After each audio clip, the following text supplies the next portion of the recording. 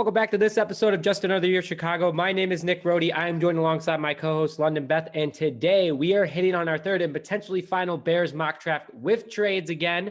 We will see if either of us trade up. I know there's a lot. I have a lot of trades today. London, I don't think has too many trades today, but we will see about that. Just to confirm, Nick, I am all in. I am in Ryan Pace trading mode because this is it for him. There has been no confirmation that he will be coming back to the Chicago Bears next year, though there's been a lot of speculation that people are saying, oh, him and Nagy totally re-signed contracts. That's why they went and got Dalton. We have hit on plenty of times why they went out and got Andy Dalton, because he was technically the best available free agent quarterback that you could pick up without trading to the guys for like Deshaun Watson and Russell Wilson. And just a small disclaimer, Matt Nagy was spotted at Justin Fields' second pro day. It was completely unannounced, so more to come on that. But London, I know you've been looking forward to this. I know you're a big mock draft guy. So I'm going to start with you. Who are you picking in the first round in our third mock draft? So, Nick, I think lately for our mock drafts, we've been doing, wide receivers pretty early, linemen pretty early, offensive tackles. I know we need that Robbie Massey and all these people just kind of shifting around. And we've constantly had, and almost trying to preach in existence, this Kellen Mond. And I know you're going to have him coming up here. But listen, I'm out on him as a QB all of a sudden. I just don't see Chicago getting him. And the reason why I don't see Chicago getting him is just where the tides are turning. And honestly, I'm sad about it. Okay, I'm actually somewhat heartbroken because we've gone through 3 7-round mock drafts, the Chicago Bears. We've had him in every single one, and I thought he was the quarterback, but, the Bears really didn't go to the pro day. They weren't sending significant people. And just like you stated with Justin Fields, Matt Nagy kind of showing up at Justin Fields' second one, not going to Trey Lance's second one, going to all the Alabama stuff. I think that kind of really shows the direction, if we do draft a QB, what we're going with.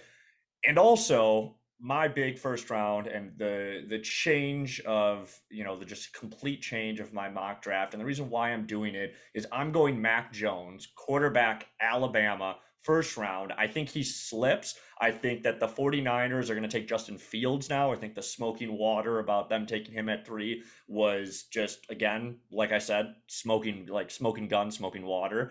I think Trey Lance is elevating in his stock, and I think there's going to be one QB that will slip. And I've said this before, and I'll say this again. If you take a QB, where you take that QB is the value point of where he's drafted. And I think Mac Jones at 20, when he slips, is a very, very, very good value pick. Yeah, okay, so you're not trading up. You're staying where we are in the first round. You are staying at pick number 20.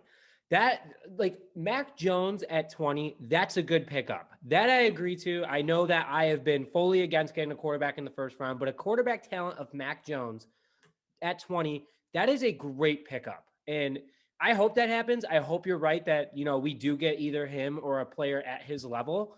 But I got to go against you on this one. I know that you said that, I do have Kellen Mond again in my draft in a different position as last time.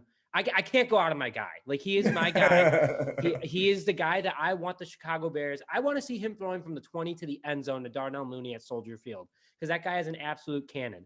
But I'm going with my first pick that I chose in the first mock draft, Christian Darrisaw, offensive lineman from Virginia Tech. But I am saying that the Bears are going to trade up to number 8 for him. His draft stock has gone up big time because of his pro days. I mean, the dude is just getting stronger and stronger every single time he hits the weight room. He's fast. He's just a smart overall lineman. And I have the Bears trading with Carolina, so I have them trading the 20th pick in this year's draft. I have them trading the 83rd pick in this year's draft. And then I have them trading next year their first round pick while getting a just keeping it where it is. So the Bears only getting rid of 3 picks, and sure, they're early picks, 2 first rounders again, but it's helping us train to the first round this year. And I think that's what the Bears need to do. Ryan Pace needs to go absolutely crazy this year, moving up as much as he can with what he has. He has a lot of trade assets this year. They're later, but teams are like, okay, I can get a diamond in the rough here, or I can use that for leverage later if I want to move up. So I got the Bears moving up to 8, taking an offensive lineman, because that is an area of need right now. And I get into the quarterback in my next round, which I'll hit on in 1 second. But like you said, it's the value of the quarterback where you take him.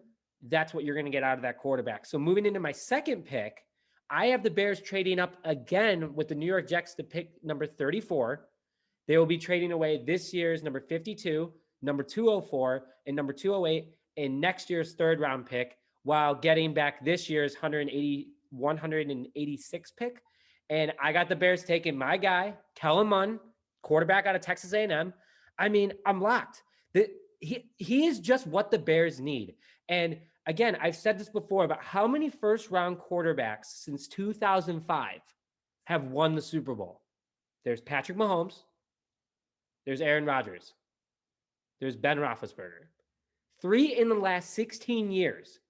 You have guys like Tom Brady winning them all the time. But you have guys like Russell Wilson who were drafted super late. I mean, sure, Joe Flacco did. Okay, so there was 4. Joe Flacco did win a Super Bowl, but he's not elite. His defense won him that Super Bowl. Okay. London and I love to call Joe Flacco elite, but that's just because it's the internet meme. It's not true. He did not win the Ravens that Super Bowl. That was all Ray Lewis in that defense. I think that the Bears do the lower risk, higher reward by getting Kellen Mond. Sure, they're trading up for him, but he is, and you said this last time, London, he is first round talent if he were to wait one more year. If he would have gone last year, he would have been first round talent. I'm just saying, it's a very quarterback sack draft and offensive lineman, but the Bears obviously need a lineman before quarterback because you need to protect the quarterback. Now, that's who I am. But London, I was looking at your second pick. I like this pick. What are you going with in your second overall pick, and at what position are you picking him at? Yeah, 2 little quick things. I saw a tweet from an all-pro offensive lineman for the Giants, and he put an entire list of all the teams that have won the Super Bowl in the past 10 years, and all of them have had great offensive lines. Yes. So trading up, or honestly just getting a great offensive lineman in the first round, I'm not against. I think we do need quarterback more, but it's statistically proven that if you have a good offensive line, which like the Tampa Bay Buccaneers have, the Chiefs, so on and so forth, the Patriots, you do go to Super Bowls, you do win Super Bowls. And also with Kellen Mond, I mean, if we draft him in the second round, we already promised Angel, the office dog, will get a little jersey and wear it on one of our future podcasts. But with my second pick, I'm going Kadarius Toney, wide receiver out of Florida. Okay. I had him in my first round. He's kind of, because of how deep the wide receiver class is this year, he's kind of fallen down. I will lose out on $40 to my buddy Drew and Gavin because I said that he was going to go in the top 20 in the first round. I still think he can sneak in there, maybe to the Washington Redskins or even possibly the Bears. But I think just with how deep the wide receiver draft is, I think, wide receivers can be that number one position that they're going to slide a little bit. I think Kadarius Toney is going to be available in the second round at 52. And I think he is perfect for what Ryan Pace loves to draft, are those quick, agile, getting off the line. We got to get, Anthony Miller clearly is not the answer. And so plug in another guy that can kind of play more of the slot, push Darnell Mooney to the outside, and, maybe we can start to actually see a competent offense in Chicago. Yeah, you know what? I'm all in for a wide receiver too. And it is a very stacked class. A lot of people don't realize how stacked it is, but here's a question I want to ask before we go into your next pick, London, is do you think that COVID not having, the type of atmosphere that these players had, do you think they performed better? And that's why there's so much loaded stock in this draft this year? I mean, it's a thought. It's a fair thought. Yeah, actually, I was reading right here. I wrote down, and I was reading this. They talked about how the NFL combine actually affected a lot of these players, especially corner and wide receivers draft stocks, and while they're either boosted or they're not so boosted and they're slipping. And the reason why is because when you take all of the corners, all the top corners, the top receivers, stick them into one building in Indianapolis at Lucas Oil Stadium and make them almost honestly go head to head on every single skilled position and see which ones succeed under that pressure and dominate at the 40, the vertical, so on and so forth, and which ones fall off. He talked about, and I was writing it down on this article, that was like the biggest thing of because they didn't have a combine is the reason why you're going to see people rise or fall or all these like crazy how everybody's running under a sub 4.4. So I mean, yeah. Yeah. I mean, it's crazy how I've never seen a draft class so loaded with linemen, with corners, with quarterbacks and wide Mm-hmm. receivers. So, Mm-hmm. speaking of corners, I see that you're taking a corner in your third pick.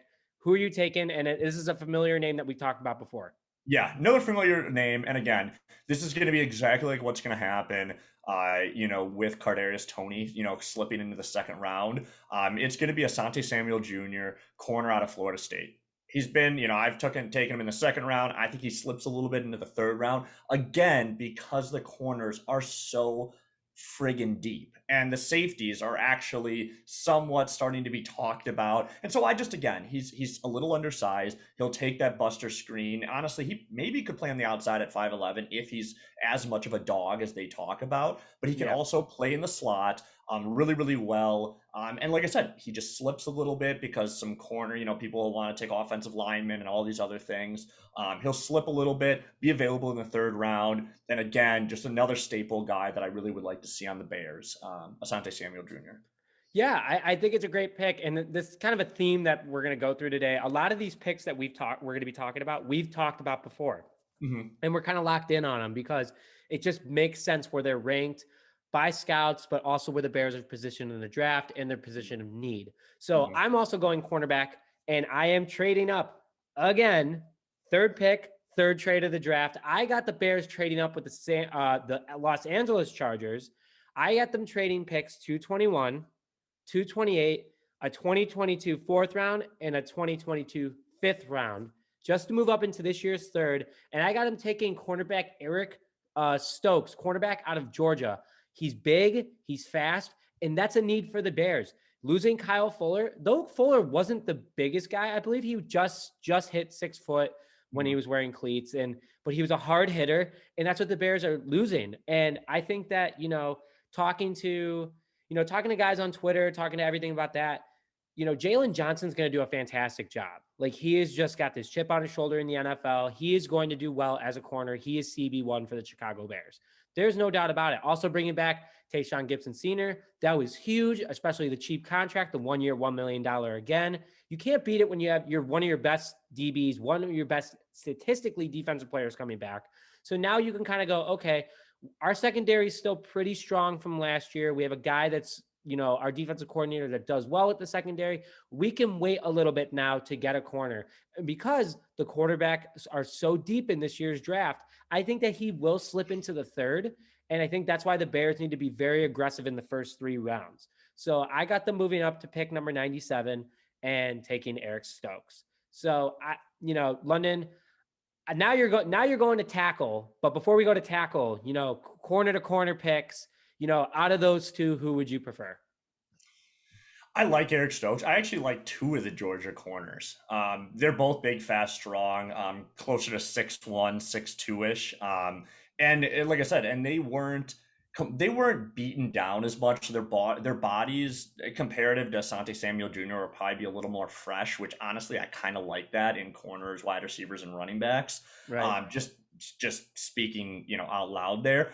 So I've heard great things about Eric Stokes. I've heard bad things, but same with Asante Samuel. Like Stokes is going to be bigger and probably faster than Asante. Asante's probably going to do more of the dirty work, probably hit, actually stick his nose into the run. So I honestly think it's just more based on what they want at the cornerback position. But again, it's this theme over all of our mock drafts is corners, wide receivers, tackles, like we're going and quarterback, we're going for the same people. It's just we know and understand which players are going to be where due to just, the pro days, the slipping, kind of just watching where everything is being talked about and honestly where the Bears are going. And so, yeah, so Eric Stokes and Asante Samuel Jr. will be available at those picks. So speaking of names again that we've talked about before, your next pick is another familiar name. And I know that you didn't go tackle early. I went tackle early, but who are you taking in the 4th round or your 4th pick as a tackle?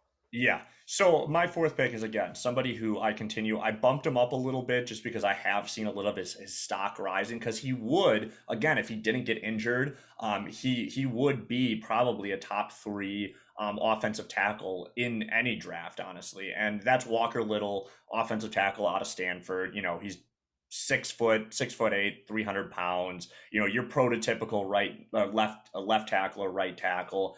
And again, I had him in a sixth round earlier because that's kind of where everybody was looking, fifth or sixth round. He's kind of starting to move up into that kind of third, fourth round range.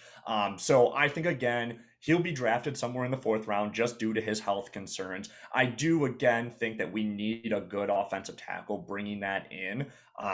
Since I'm not taking one in the first round, even though I really, really thought about doing that, I said, hey, I can save my fourth pick, grab Walker Little. He'll be a 10-year starter. He'll come into the NFL. He'll get that work on his body, won't have as much injury problems. And he's huge. You know what I mean? It's hard to get around a 6'8", 300-pound man. Yeah, and I mean, like guys like Khalil Mack will still throw him around, though. I mean, Yeah. I mean, it's just what it is. But you do need to have the biggest guy in the field should be your offensive right or left tackle. So I think it's a great pick. I agree with you that his draft stock dropped significantly because of this past season, and if any other draft, we'd be saying him in the first round. So Yeah. he could be a total steal, and I like that a lot. And kind of going into my fourth overall pick in the fifth round. Pick number 168, another guy we've talked about, Seth Williams, wide receiver out of Auburn. I mean, big dude, fast. I've doubled up on him. In every draft, I've said, let's go out and get him. Or I said him, you said him, I'm saying him again. He's one of the best options for the Bears. It's just what makes sense. They're probably going to get rid of, Javon Wims. Somehow they'll get rid of him, whether that be cut his contract, or they're going to somehow trade him with Anthony Miller to go somewhere else. You need that big body back on the field. He seems like a good guy on and off the field. I think that's what the Bears need, but he's super fast. He's got big hands, and he's a great red zone threat. So that's where I think the Bears should be going with pick number 168. And I know that you're going back on the other side of the ball that would be facing against a guy like Seth Williams. So who are you taking with your fifth pick, London? I'm taking Kary Vincent Jr., cornerback out of LSU. Nick, listen, he's been somebody that I've seen mocked to the Bears later in the fifth, sixth round a ton. He was actually a pretty coveted corner, but again, injury problems. He's 5'9". He kind of he fell off there. But I always tell people, if you were gonna draft in the secondary, these are the four places you draft out of: Alabama, LSU, Florida State, and then after that it's just a mixture of any other ACC or SEC team. But honestly, if you're getting a corner out of LSU, 9 times out of 10, even if you take him in the sixth round, he will turn out to be a lot better than what he is. And that to me is what Kary Vincent Jr. is. His biggest thing is he sticks his nose into the ball. Again, if we have Asante Samuel Jr. at 5'11", that kind of 5'11", 6-foot fringe like a Kyle Fuller, playing on the outside, we take Kary Vincent, stick him into the slot at 5'9", and just let him be the dog out of LSU that every single defensive back is out of LSU. We have that ability. We then secure our secondary. So again, I've thrown his name in and I've taken him out, and I've thrown him in and I've taken him out. And finally it just kind of clicked where I was like, you know what? I think Kary Vincent Jr., will be a good fit for the Chicago Bears with the fifth pick. And it sounds like another Tim Jennings, Charles Tillman kind of deal, like small guy. Tim Jennings was a smaller guy. Charles Tillman was the bigger guy with Jalen Johnson. So, I think I think it's an overall good pick. And you can never have too much depth at corner because you just throw him on special teams. If he doesn't work out, let's say, he is a later pick. I don't see him being a starter, but yeah, throw him in there every now and then. Deion Bush is for sure going to finally earn some playing time. But he can obviously work his way into the rotation. But sticking on the defensive side of the ball, I made the trade with the Jets. I had them send me their 186 pick, and I'm taking a guy that I've been a big fan of strictly because he is just a monster. What is it? Cameron Sample, edge out of Tulane. 6'3", 280, super fast, playing alongside Khalil Mack. Just imagine having Khalil Mack and this young guy who is still going to play in the NFL, probably shed a couple pounds of fat and replace it with muscle. I mean, he could be a very big steal for anyone in the draft if they get him. And I know that a lot of teams need edges, so he might probably end up going in the fourth. But, with all the trades I've made, and why not go out and get another edge? And, a guy like that, you got to go out and get. I know you like him. I'm a big fan of him, especially looking at his stuff that he's done in the offseason. And we've had great picks out of Tulane. I mean, Matt Yes. Forte, random. Nobody knew who he was with the 44th overall pick. Turned out to be, arguably a fringe Hall of Famer. One of the, honestly, probably the third best, probably running back the Bears have ever had under Walter Payton, Gary, and Gale Sayers. And then, we just got Darnell Mooney. For some odd reason, we just go to Tulane and we just look around and we're kind of just like, man, yeah, we'll take that guy right there. And he turns out to be a good player for us. I think Tulane so is yeah, just such any a player out of slept-on Tulane school. for some reason, I'm all about if he goes to the Chicago Bears. They are such a slept-on school. Tulane. I mean, like they're not like Tulane. Like it's like, oh, Tulane. Like yeah, it's a better school to play at than Illinois State, North Dakota State, or anything like that. But man, like you said, it's just crazy to think that Matt Forte is one of the greatest running backs of all time for the Chicago Bears. And honestly, it was so underrated because the only reason why Matt Forte wasn't like the scariest running back in the NFC is because a guy named Adrian Peterson was running at the same time. Mm-hmm.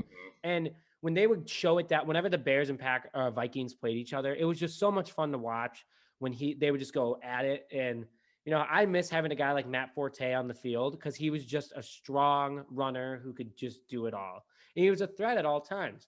So, kind of going off of my pick, I'm out of picks already because I've traded pretty much everything away and I've traded next year away too. But that's what I'm doing if I'm Ryan Pace. So, London, I know you have 3 more picks. Just bulldoze through them. I see another couple common names we've talked about before, but let's Yeah. hear it.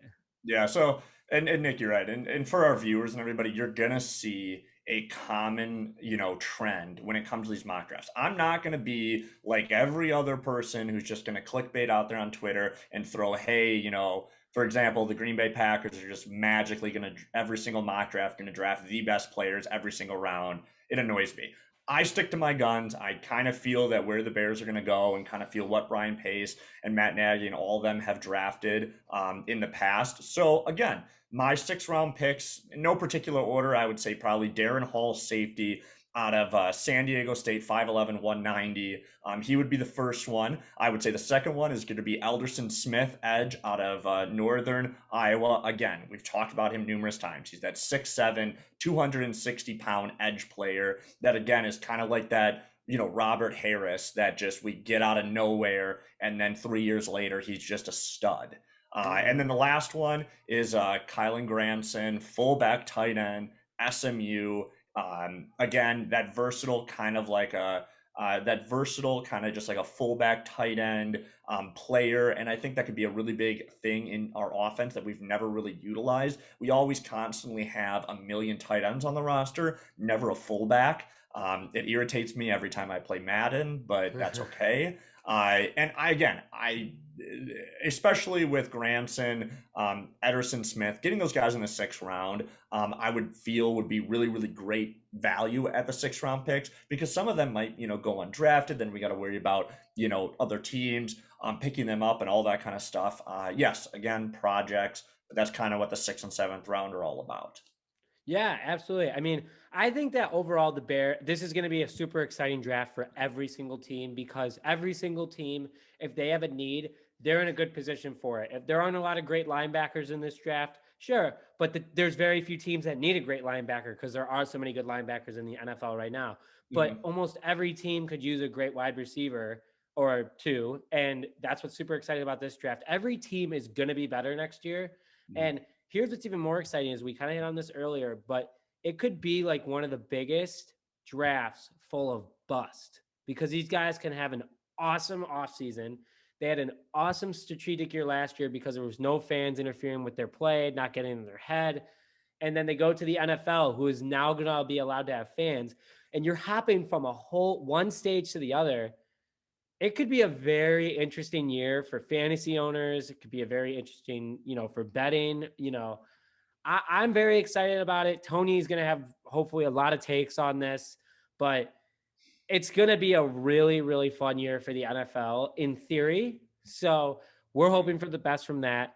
But, with that, this is potentially London and I may sneak in one more. We might be like, let's just do one more. Why not? And especially with the news that might come out that the Bears trade around. The Chiefs just did trade with the Ravens, a couple picks, getting in Orlando Brown. So, Which is ridiculous. I can't believe the Ravens did that. well, why did the Bears not go do it? Like that? Well, no, I get that, but like, why in God's green earth would the Baltimore Ravens, who again have to beat the Chiefs to get to the Super Bowl, why would you trade them an All-Pro left tackle? Like, why? Because the Chiefs, and also they traded so many first round picks, but the Chiefs are going to be good, so they're going to have high. It just makes absolutely It makes no sense. No sense. The Chiefs just get away with. They're the new Patriots, where they're just able to finesse trades like this. But is the NFL? The NFL's the NFL, and that's just the way it is. So, with that, thank you for tuning in to our third edition of a 7-round mock draft for the Chicago Bears. Please remember to tune in. Comment on this video what your thoughts are on who is going to be your pick for the Chicago Bears. And London and I love criticism, so just keep it coming. But with that, thank you very much for listening in. My name is Nick Rohde, my co-host London Beth. We had a great time today. We will see you guys next time.